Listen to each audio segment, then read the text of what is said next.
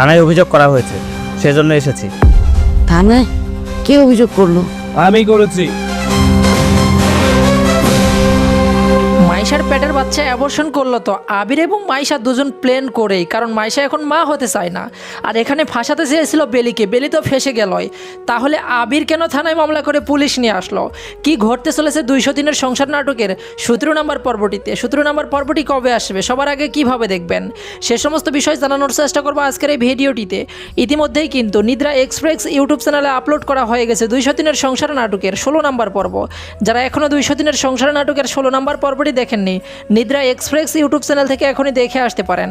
আর যারা অলরেডি দেখে ফেলেছেন অবশ্যই কমেন্ট করে জানাবেন 16 নম্বর পর্বটি আপনাদের কাছে কেমন লেগেছে। অল রাইট গাইস, 200 দিনের সংসার নাটকের 17 নম্বর পর্বে ঠিক আপনারা এমনটাই দেখতে পারবেন যে যখন মাইশা সহ সকলে মিলে যখন বেলিকে দোষারোপ করবে, শুধুমাত্র বেলির শ্বশুর বেলির পক্ষে থাকবে।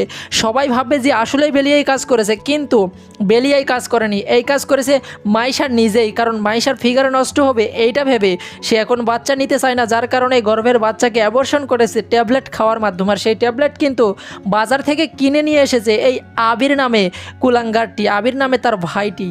আর আবিরই কেন থানায় মামলা করলো, এই রহস্যটাই কিন্তু দেখার বিষয় 17 নম্বর পর্বে। গাইজ সব কিছু মিলেই কিন্তু 200 দিনের সংসার নাটকের 17 নম্বর পর্বটি অনেক ইন্টারেস্টিং এবং ধামাকা একটি পর্ব হতে চলেছে।